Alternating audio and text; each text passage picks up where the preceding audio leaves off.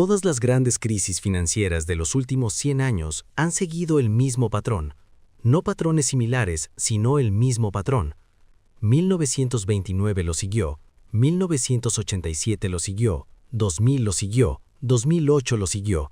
Es una secuencia de 5 etapas que aparecen meses, a veces años, antes de que el colapso ocurra. Wall Street conoce este patrón. La Reserva Federal lo sabe.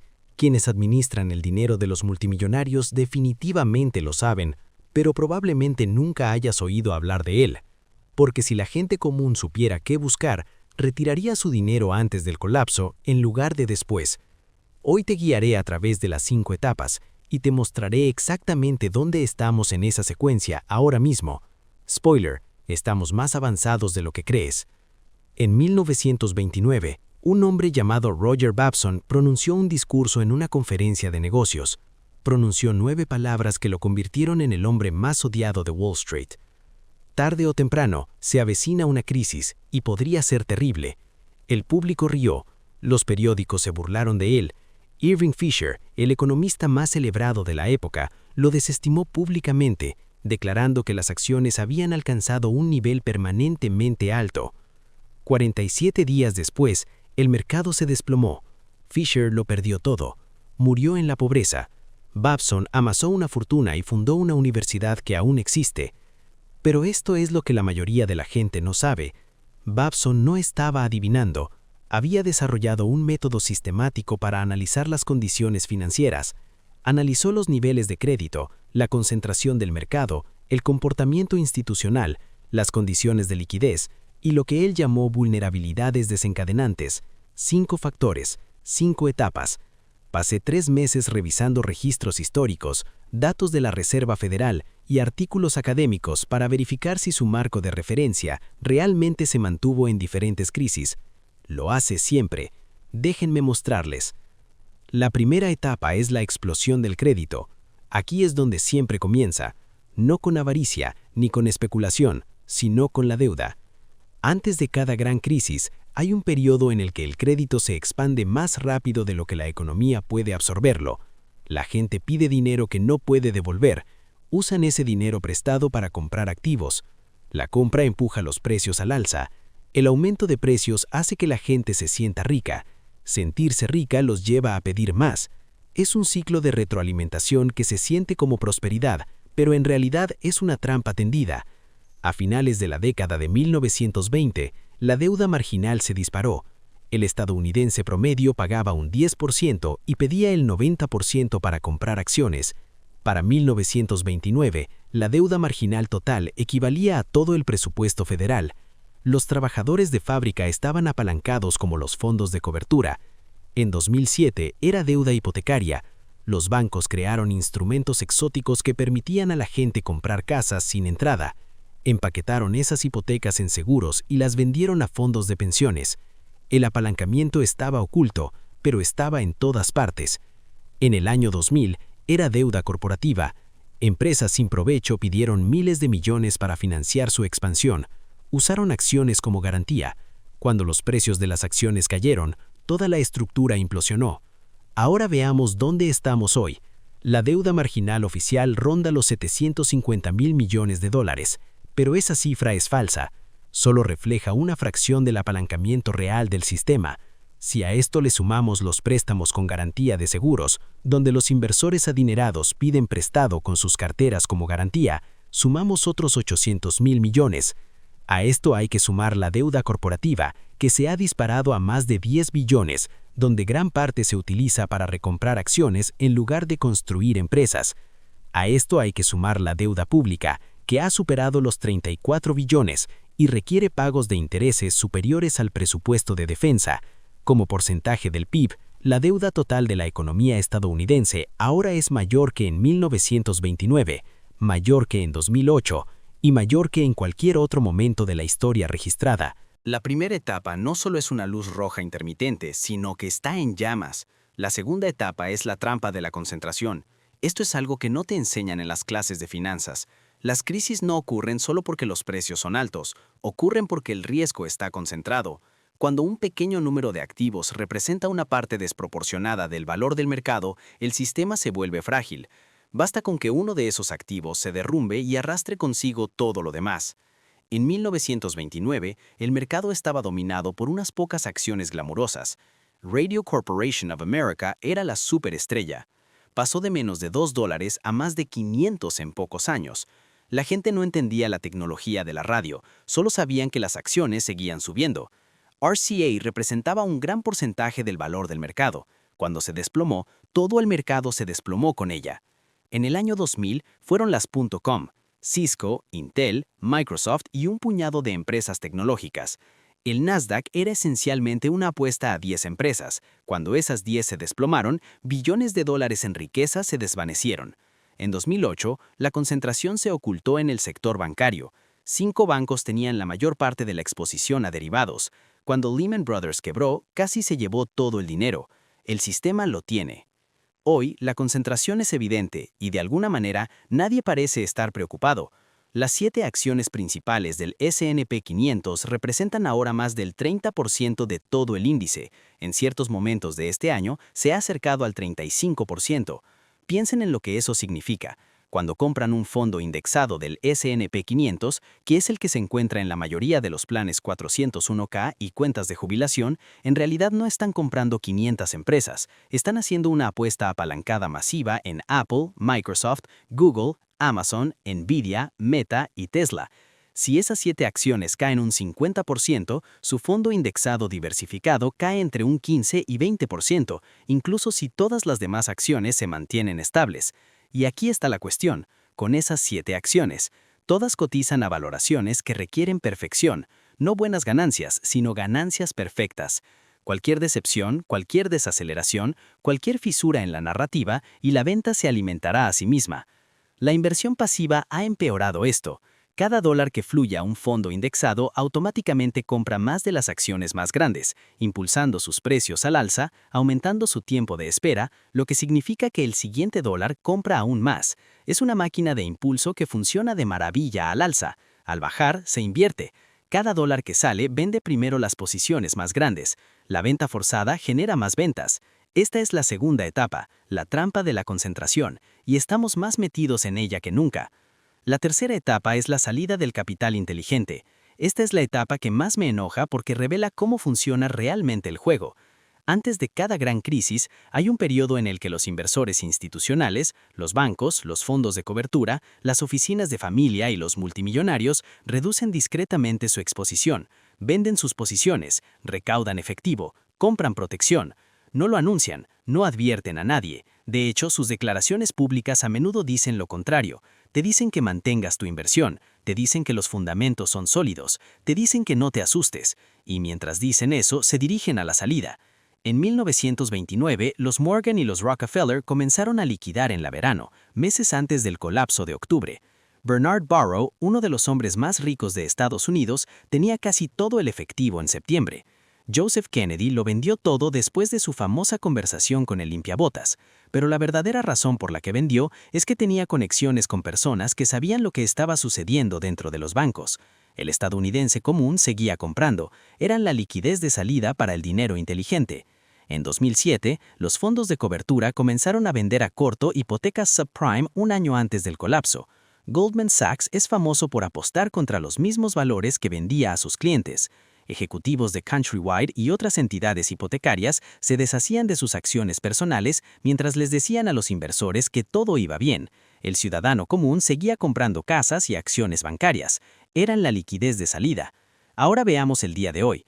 Las ventas de información privada corporativa han alcanzado niveles que no habíamos visto en décadas. CEOs, directores financieros, miembros de la junta, quienes realmente saben lo que sucede dentro de estas empresas, están vendiendo sus acciones a un ritmo histórico. La proporción entre ventas y compras de información privilegiada está en niveles extremos. Por cada persona con información privilegiada que compra acciones de su propia empresa, varias personas con información privilegiada las venden. Mientras tanto, los inversores minoristas, la gente común, han estado invirtiendo dinero en el mercado. Cuentas Robinhood, contribuciones 401k, flujos pasivos de índices, cantidades récord. Los inversores inteligentes están vendiendo, la gente común está comprando. Esto no es una coincidencia, este es el patrón. Así es como funciona siempre. La tercera etapa parpadea en rojo. La cuarta etapa es la ilusión de liquidez. Esta es la etapa más discreta, porque todo parece normal. Los precios se mantienen estables o incluso suben. Los volúmenes de negociación son saludables. Nada parece ir mal. Pero bajo la superficie, la liquidez que sustenta el mercado se está agotando. La liquidez es como el oxígeno para los mercados financieros. Cuando hay suficiente, todo funciona a la perfección. Compradores y vendedores pueden realizar transacciones fácilmente. Los precios se ajustan gradualmente. Los shocks se absorben. Cuando la liquidez desaparece, los mercados dejan de funcionar. Los precios no se ajustan gradualmente. Se producen brechas. Pequeñas órdenes de venta mueven los precios enormemente. Los bucles de retroalimentación se imponen. El colapso se retroalimenta. En 1928 y 1929, la Reserva Federal subió los tipos de interés y endureció las condiciones monetarias. Intentaban calmar la especulación. Lo que en realidad hicieron fue drenar la liquidez que sostenía los precios de los activos. Durante un tiempo, no pasó nada. Incluso cuando el mercado seguía subiendo, la gente pensaba que el ajuste de la Fed no importaba. Luego llegó octubre y cuando comenzaron las ventas, no había nadie al otro lado. Las ofertas simplemente desaparecieron. Las acciones no bajaron, entraron en caída libre porque literalmente no había liquidez. En 2007 y 2008 ocurrió lo mismo. La Fed había estado subiendo los tipos de interés. Las condiciones crediticias se estaban endureciendo, pero el mercado bursátil se mantuvo alto. Los precios de la vivienda se mantuvieron altos. Todo parecía ir bien. Entonces, el colapso de Bear Stearns, luego Lehman, y de repente, todos se dieron cuenta de que la liquidez se había agotado. El mercado cayó un 50% en meses. Ahora, miren la situación actual. La Reserva Federal ha subido los tipos de interés al ritmo más rápido en 40 años. Han pasado de 0 a más del 5% en menos de 2 años. Han estado aplicando un ajuste cuantitativo, retirando cientos de miles de millones de dólares del sistema financiero. Y sin embargo, el mercado de valores está cerca de máximos históricos. La gente piensa que esto significa que el ajuste no importa. Creen que hemos logrado un aterrizaje suave. Se equivocan. La tensión ya se está notando. En marzo de 2023, 3 grandes bancos quebraron en una sola semana: Silicon Valley Bank, Signature Bank y First Republic. No eran instituciones pequeñas. Quebraron debido a una crisis de liquidez causada por el aumento de tipos. La Reserva Federal tuvo que intervenir con programas de préstamos de emergencia. Básicamente imprimieron dinero para frenar el sistema bancario, afirmando que no estaban realizando un rescate. Esos programas de emergencia son parches temporales. No solucionan el problema subyacente, simplemente lo retrasan. El mercado del tesoro, la base de todo el sistema financiero mundial, ha estado mostrando señales de estrés. Ha habido momentos en los que la liquidez en el mercado del tesoro casi se ha evaporado. El mercado más líquido del mundo está teniendo problemas de plomería. Esta es la etapa 4, la ilusión de liquidez. Todo parece tranquilo en la superficie. En el fondo, el oxígeno se está agotando. Y eso nos lleva a la etapa 5, el detonante. Este es el que nadie puede predecir, y eso es precisamente lo que lo hace tan peligroso. La etapa 5 es el evento que convierte a un mercado vulnerable en un mercado en colapso. Es la mecha que enciende la mecha. Esto es lo que la mayoría de la gente se equivoca sobre los detonantes. Creen que el detonante causa el colapso. No es así. El colapso se debe a las etapas 1 a 4. La deuda, la concentración, la salida de capitales inteligentes, la fuga de liquidez. Estas crean las condiciones para el colapso. El detonante solo determina el momento. En 1929, el detonante fue el caso Hattrey. Clarence Hatch era un financiero británico que fue arrestado por fraude en septiembre. A nadie en Estados Unidos le importó, parecía irrelevante, pero los bancos británicos estaban expuestos a la especulación, tenían que conseguir efectivo, así que vendieron sus inversiones estadounidenses. Esa venta generó más ventas. En cuestión de semanas, el mercado estaba en caída libre.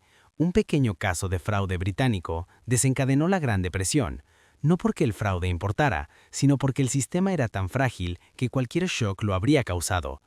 En 2008, el detonante fue Lehman Brothers, pero podría haber sido Bear Stearns, AIG o cualquier otra institución. El sistema estaba a punto de explotar. Lehman Brothers fue solo la chispa. Entonces, ¿cuál será el detonante esta vez? No lo sé, nadie lo sabe. Esa es la naturaleza de los detonantes. Podría ser geopolítico, una escalada real en Taiwán, algo inesperado en Oriente Medio, un error de cálculo con Rusia. Podría ser financiero, la quiebra de un importante fondo de cobertura, una crisis de deuda soberana en Europa o Asia, un accidente de derivados. Y recuerden, el mercado de derivados tiene un valor nocional de más de 600 billones de dólares. Una quiebra importante de una contraparte podría tener un impacto en cascada en todo el sistema. Podría ser algo en el sistema bancario, la quiebra de más bancos regionales, una corrida bancaria en una institución importante, una crisis en el sector inmobiliario comercial que derrumbe a los prestamistas que la financiaron. Podría ser político, una crisis constitucional, un impasse por el cierre de la deuda que sale mal, una pérdida de confianza en el dólar. O podría ser algo de lo que nadie habla. Normalmente funciona así. El detonante nunca es lo que preocupa a todos, es lo que nadie ve venir. Lo que sí sé es esto. Cuando las etapas 1 a 4 están en rojo, el detonante suele llegar en un plazo de 12 a 24 meses. Hemos confirmado 4 etapas desde finales de 2024. Eso sitúa la ventana en 2025 o 2026. Ahora bien, déjenme decirles lo que esto no significa. No les estoy diciendo que el mercado se vaya a desplomar mañana. No es posible predecir el momento. Los mercados pueden permanecer irracionales más tiempo del que ustedes pueden mantenerse solventes. Cualquiera que les diga que sabe exactamente cuándo se avecina el desplome, miente. Tampoco les estoy diciendo que vendan todo y se escondan en un búnker. Eso no es una estrategia, es pánico. Lo que les estoy diciendo es que las condiciones que precedieron a cada gran crisis de los últimos 100 años están presentes ahora mismo. Las 5 etapas están activas o son inminentes. Esto no es normal, no es un simulacro. La pregunta no es si me creen, la pregunta es qué van a hacer con esta información. Roger Babson no solo predijo la crisis de 1929, se preparó para ella. Mientras todos los demás estaban apalancados hasta el límite, él tenía efectivo. Mientras todos los demás compraban acciones en la cima, él compró tierras agrícolas y activos tangibles.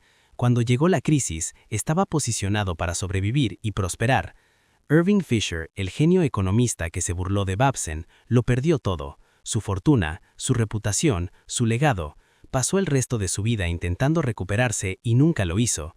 La diferencia entre ellos no fue la inteligencia. Fisher probablemente era más inteligente. La diferencia fue que Babson prestó atención a las señales, respetó el patrón, se posicionó para lo que venía en lugar de para lo que deseaba que sucediera. Usted tiene la misma opción ahora mismo. Puede consultar los datos que le acabo de mostrar y decidir que no le aplican. Los mercados siempre se recuperan con el tiempo, ¿verdad? Esta vez podría ser diferente. O puede hacerse algunas preguntas incómodas. ¿Cuánto de su patrimonio está en el mercado de valores ahora mismo? No solo su cuenta de corretaje, sus cuentas de retiro, su pensión si tiene una, el valor de su vivienda si vive en un mercado de burbuja. ¿Cuánto de eso se concentra en una puñada de acciones tecnológicas de gran capitalización? ¿Cuánto de su seguridad financiera depende de que los precios se mantengan donde están o suban? Si el mercado cayera un 50% en los próximos 18 meses, como ocurrió en 2008, ¿estarías bien? ¿Perderías tu retiro? ¿Tendrías que retrasar tus planes una década? No te digo qué hacer, no soy asesor financiero, soy historiador, estudio patrones, y el patrón es claro. Los que se ven destruidos en las crisis no son tontos, simplemente no están preparados. Confían en los expertos que les dicen que todo está bien. Creen que el sistema es más estable de lo que es. Asumen que alguien les advertiría si algo realmente estuviera mal. Nadie les advirtió en 1929, nadie les advirtió en 2008, nadie te va a advertir ahora. La advertencia es el patrón en sí, y ahora lo conoces. Lo que hagas después depende de ti. Si este video te ayudó a ver algo que no habías visto antes, suscríbete y activa las notificaciones. En las próximas semanas analizaré cada una de estas 5 etapas con más detalle, incluidos los datos específicos que puedes traquear. El conocimiento no es poder, el conocimiento aplicado sí lo es. La crisis de 1929 no tenía por qué destruir tantas vidas. Las señales estaban ahí, el patrón era claro, la gente decidió no verlo. No tomes la misma decisión.